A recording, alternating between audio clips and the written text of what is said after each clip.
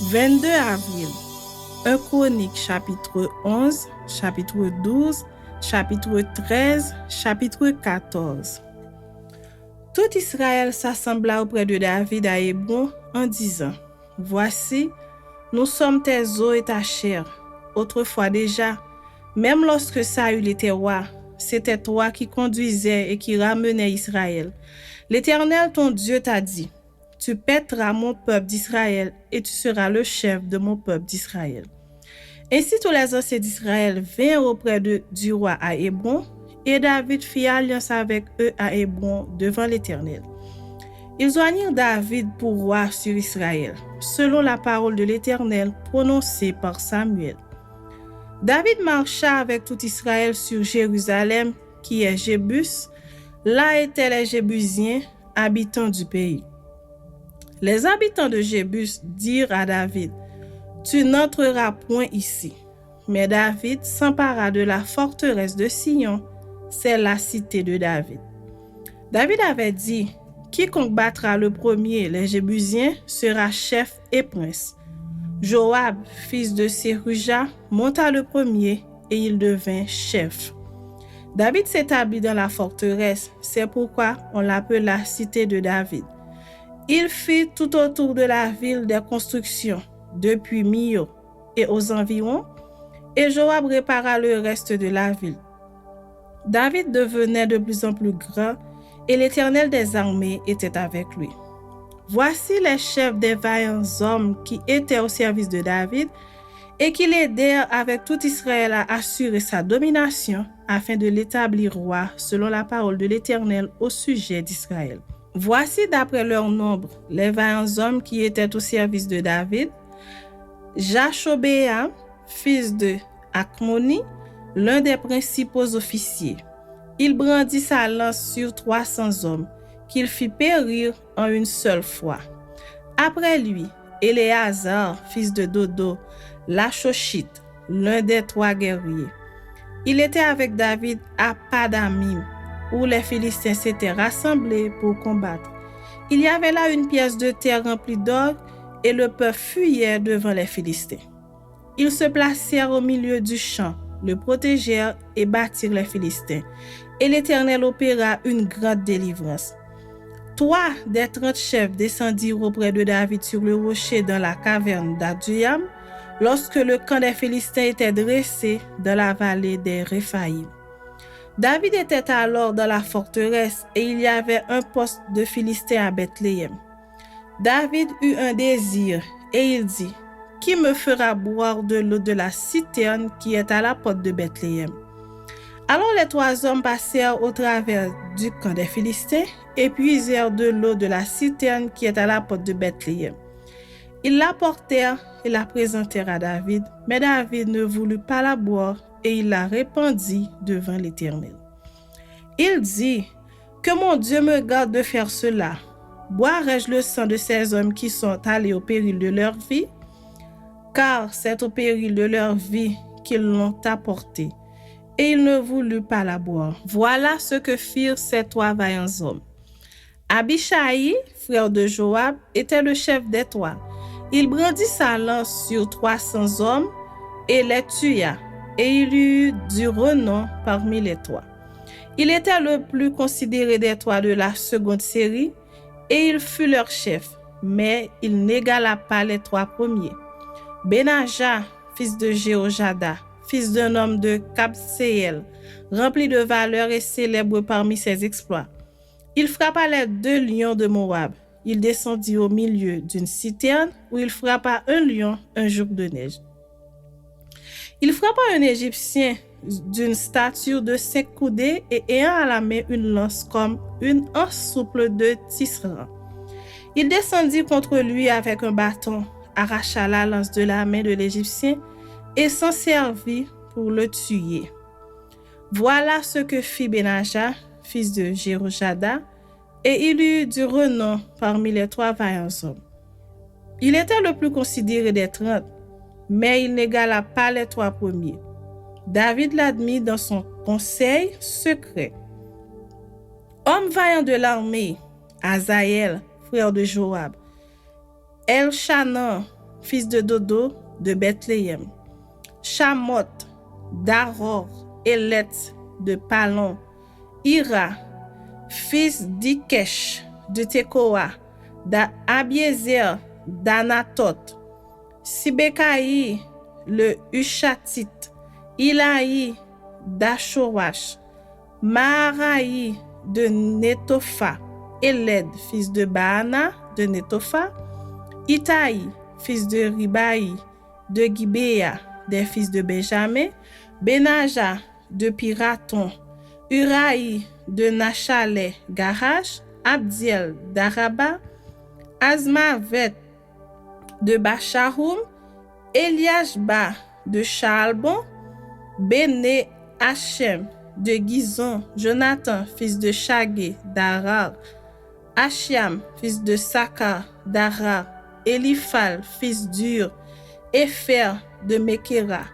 Achija, de Palon. Etzro, de Carmel. Naharaï, fils d'Esbaï. Joël, frère de Nathan. Mibchar, fils d'Agri. Sélek, l'Ammonite. Nashraï de Béot, qui portait les armes de Joab, fils de Sirusha. Ira de Jéter. Gareb de Jéter. Uri, le Hessien. Zabad, fils d'Ashlaï. Adina, fils de Shiza. Le Rubénite, chef des Rubénites, et 30 avec lui. Anan, fils de Maaka. Josaphat, de Mitni. Ozias, d'Ashtarot, Shama et Jéiel, fils de Otam, d'Aroyer. Jediael, fils de Shimri. Josha, son frère, le Tizite. Eliel de Machavim. Jeribahi. Et Joshavia, fils d'Elnaham. Jitma, le Moabite.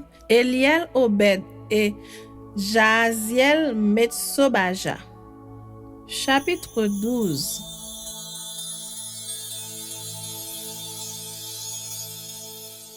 Voici ceux qui se rendirent auprès de David à Siklag lorsqu'il était encore éloigné de la présence de Saül, fils de Kis. Ils faisaient partie des vaillants hommes qui lui prêtèrent leur secours pendant la guerre. C'étaient des archers lançant des pierres de la main droite et de la main gauche et tirant des flèches avec leurs arcs. Ils étaient de Benjamin, du nombre des frères de Saül. Le chef d'Achézer et Joas, fils de Shemaha, de Gibéa. Jéziel et Pélet, fils d'Azmavet, Beraka. Jéhu d'Anatot. Jishmahéja de Gabaon, vaillant parmi les 30 et chef des 30. Jérémie et Jacaziel. Joshanan, Josabad de Guédéra. Élusaï, Jérimoth, Béhalia. Shemaria, Shephasia, de Harof, Elkana. Jishija, Azareel, Joézer et Jashobeham, Koréite. Joéla et Zébadia, fils de Jérokam, de Gédor. Parmi les Gadites, des hommes vaillants partirent pour se rendre auprès de David dans la forteresse du désert. Des soldats exercés à la guerre, armés du bouclier et de la lance, semblables à des lions et aussi prompts que des gazelles sur les montagnes. Ézer le chef, Abdias le second, Eliab le troisième, Mishmana le quatrième, Jérémie le cinquième, Ataï le sixième, Eliel le septième, Joshanan le huitième, Elzabad le neuvième, Jérémie le dixième, Magbanaï le onzième. C'étaient des fils de Gad, chef de l'armée. Un seul, le plus petit, pouvait s'attaquer à 100 hommes et le plus grand à 1000. Voilà ceux qui passèrent le Jourdain au premier mois, lorsqu'ils débordaient sur toutes ses rives et qui mirent en fuite tous les habitants des vallées à l'orient et à l'occident. Il y eut aussi des fils de Benjamin et de Juda qui se rendirent auprès de David dans la forteresse. David sortit au-devant d'eux et leur adressa la parole en disant: « Si vous venez à moi dans des bonnes intentions pour me secourir, mon cœur s'unira à vous. Mais si c'est pour me tromper au profit de mes ennemis, quand je ne connaît aucune violence, que le Dieu de nos pères le voie et qu'il fasse justice. Amasaï, l'un des principaux officiers, fut revêtu de l'esprit et dit: Nous sommes à toi, David, et avec toi, fils d'Isaïe. Paix, paix à toi et paix à ceux qui te secourent. Car ton Dieu t'a secouru. Et David les accueillit et les plaça parmi les chefs de la troupe. Des hommes de Manassé se joignirent à David lorsqu'il alla faire la guerre à Saül avec les Philistins. Mais ils ne furent pas en aide aux Philistins, car après s'être consultés, les princes des Philistins renvoyèrent David en disant: Il passerait du côté de son maître Saül au péril de nos têtes. Quand il retourna à Siklag, voici ceux de Manassé qui se joignirent à lui: Adnak, Josabad, Jediaël, Mikaël, Josabad, Elihu et Siltaï, chefs des milliers de Manassé. Ils prêtèrent leur secours à David contre la troupe des pillards amalékites, car ils étaient tous de vaillants hommes, et ils furent chefs dans l'armée. Et de jour en jour, des gens arrivèrent auprès de David pour le secourir, jusqu'à ce qu'il eût un grand camp, comme un camp de Dieu. Voici le nombre des hommes armés pour la guerre qui se rendirent auprès de David à Hébron, afin de lui transférer la royauté de Saül selon l'ordre de l'Éternel. Fils de Juda, portant le bouclier et la lance, 6800 armés pour la guerre. Des fils de Siméon, hommes vaillants à la guerre, 7100. Des fils de Lévi, 4600. Et Jéhojada, prince d'Aaron, et avec lui 3700. Et Sadok, vaillant jeune homme, et la maison de son père, 22 chefs. Des fils de Benjamin, frères de Saül, 3000, car jusqu'alors la plus grande partie d'entre eux étaient restés fidèles à la maison de Saül. Des fils d'Éphraïm, 20 800. Hommes vaillants, gens de renom, d'après les maisons de leur père. De la demi-tribu de Manassé, 18 000, qui furent nominativement désignés pour aller établir roi David. Des fils d'Issachar, ayant l'intelligence des temps pour savoir ce que devait faire Israël, 200 chefs et tous leurs frères sous leurs ordres. De Zabulon, 50 000, en état d'aller à l'armée, munis pour le combat de toutes les armes de guerre et prêts à livrer bataille d'un cœur résolu. De Nephtali, 1000 chefs et avec eux 37 000 portant le bouclier et la lance. Des Danites, armés pour la guerre, 28 600. D'Azer, en état d'aller à l'armée et prêt à combattre, 40 000.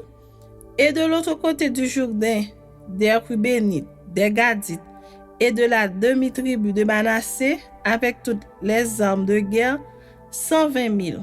Tous ces hommes, gens de guerre prêts à combattre, arrivèrent à Hébron en sincérité de cœur pour établir David roi sur tout Israël, et tout le reste d'Israël était également unanime pour faire régner David.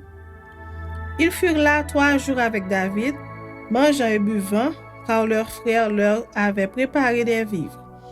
Et même ceux qui habitaient près d'eux jusqu'à Issachar, à Zabulon et à Nephtali, apportaient des aliments sur des ânes, sur des chameaux, sur des mulets et sur des bœufs, des mets de farine, des masses de figues sèches et de raisins secs, du vin, de l'huile, des bœufs et des brebis en abondance, car Israël était dans la joie.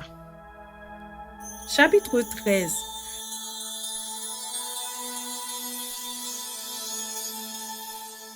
David tint conseil avec les chefs de milliers et de centaines avec tous les princes. Et David dit à toute l'assemblée d'Israël: Si vous le trouvez bon, et si cela vient de l'Éternel notre Dieu, envoyons de tous côtés vers nos frères qui restent dans toutes les contrées d'Israël et aussi vers les sacrificateurs et les Lévites dans les villes où sont leurs banlieues, afin qu'ils se réunissent à nous et ramenons auprès de nous l'arche de notre Dieu, car nous ne nous en sommes pas occupés du temps de Saül.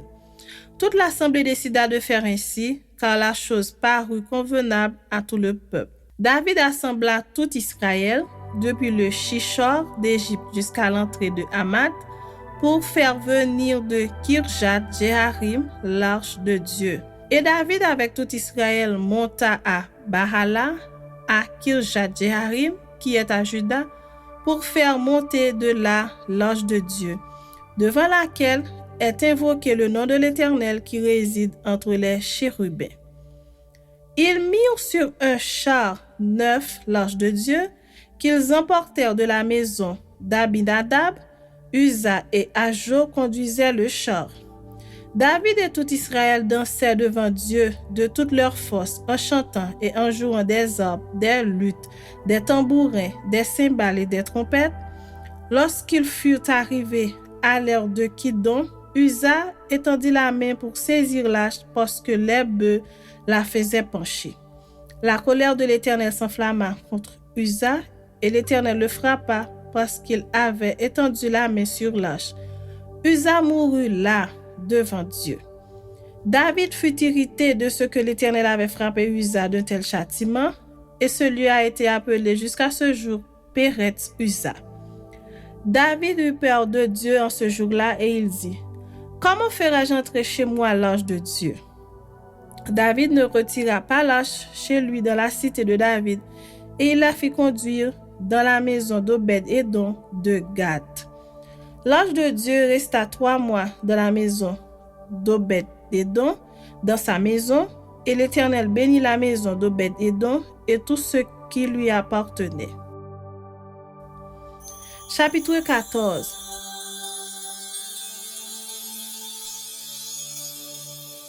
Hiram, roi de Tyr, envoya des messagers à David et du bois de cèdre et des tailleurs de pierre et des charpentiers pour lui bâtir une maison. David reconnut que l'Éternel l'affermissait comme roi d'Israël et que son royaume était élevé à cause de son peuple d'Israël. David prit encore des femmes à Jérusalem et il engendra encore des fils et des filles. Voici les noms de ceux qui lui naquirent à Jérusalem: Shamua, Shobab, Nathan, Salomon, Jibar, Elishuya, Elphélet, Noga, Népheg, Japhia, Elishama, Béliada et Eliphélet. Les Philistins apprirent que David avait été oint pour roi sur tout Israël et ils montèrent tous à sa recherche. David, qui en fut informé, sortit au-devant d'eux. Les Philistins arrivèrent et se répandirent dans la vallée des Réphaïm.